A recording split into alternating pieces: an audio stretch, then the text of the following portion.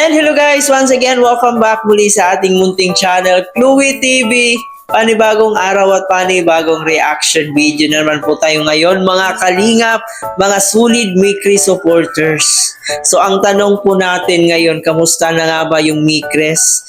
Kasi last nating napanood ay doon po sa Kalingap Ball, no, kung saan napakapugi at napakaganda po ng ating Mikres. So ngayon, kamusta na ba yung Mikres natin?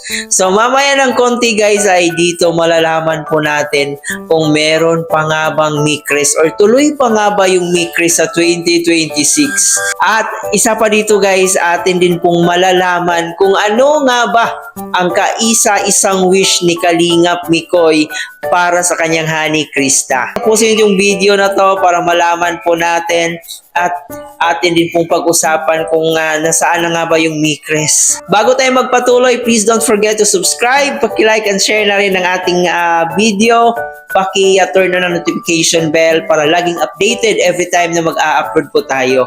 At higit sa lahat guys, ating suportahan ang ating nag-iisang ama ng Kalingap na si Kuya Bal Santos Matubang, ang ating ina ng Kalingap na si Ate Edna Vlog, at ang ating magaling na direktor na si Kalingap Rab at ang kanyang asawa na si Ma'am Jack Matubang.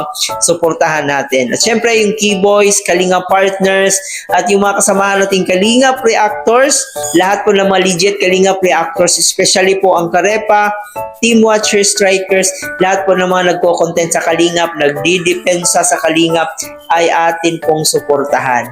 So ngayon guys, atin na munang panoorin itong video clip na nakuha po natin. Ito po ay interview ni Kalingap Dan kay Kalingap Mikoy. Kung gusto nyong panoorin ang buong video nito, pwede nyong panoorin sa YouTube channel ni Kalingap Dan, kung saan dito po ay ibinahagi rin po ni Mikoy kung paano nga ba siya napunta dito sa Kalingap. So sa ngayon ay ito, panoorin na muna natin itong clip video na to. Pero boss, doon nagsimula. Oh. Doon na nagsimula. Hindi ko alam na yung vlog na yun na naging ganun ako.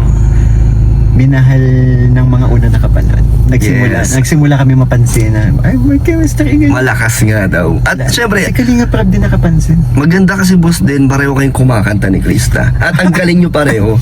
Di ba? Ang galing. Natuwa din ako kay Chris kasi ang galing makipag-usap. Galing nga. Di ba, isipin mo boss, Parang ako pa hindi nala niya dati. parang siya pa yung nag-i-initiate minsan dati ng convo. Kasi ikaw mahihain pa, no? Hindi, actually, hindi naman ako mayayain. Kaso Kinakabahan. wala talaga lumalabas na boses sa akin. Kasi yung bug. Puro Tas, ka ba? yung pawis ko basang-basa. Hindi, first time nangyari sa akin yun. Nagkasakit ka na kina mga ilang araw nun, boss, Ay, oo. di ba? Nilagnat yan si Boss Tapos Michael. lagnat ko 39. Dahil doon. Pero boss, eto na lang. Ano yung mga nagbago nung nagkaroon ng Mikris?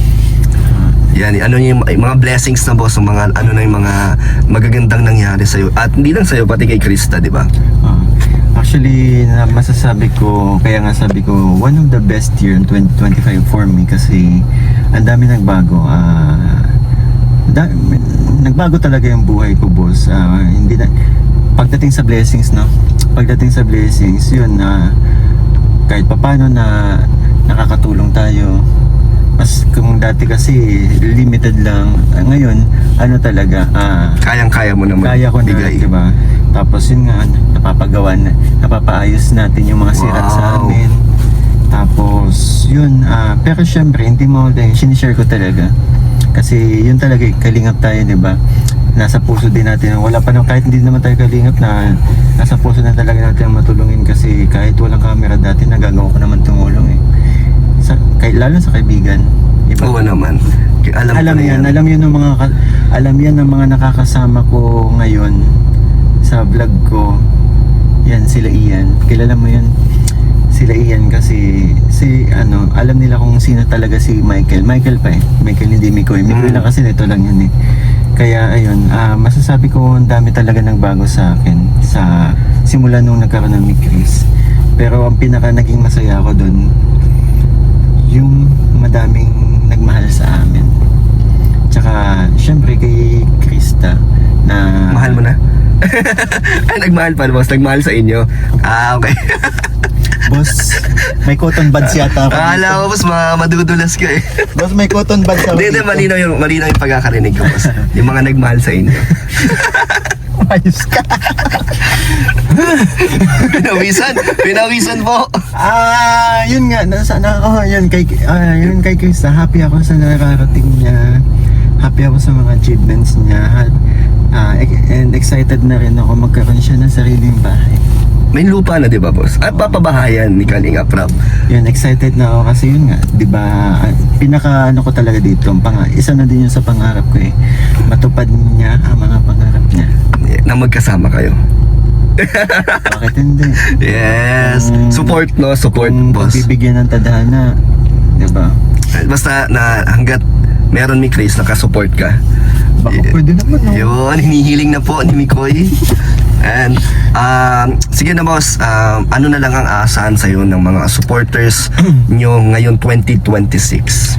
Asahan nyo na more yun, syempre walang sa mga hindi bumibitaw na mga Micreationers, sa mga patuloy na nagmamahal sa amin, asahan nyo dito pa rin kami nananatili o magpapasaya sa inyo, magpapakilig, magpapapawi ng mga lungkot na inyong nadarama, sa mga nagiging problema ninyo, di ba, sa mga kalungkutan ninyo. Kami ang nagiging kami ang mas lalo pa namin gagalingan, syempre.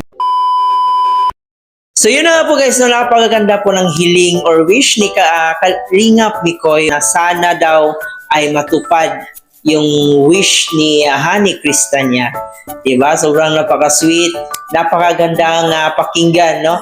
Na yung kaisa-isang wish mo ay matupad yung wish ng ibang tao.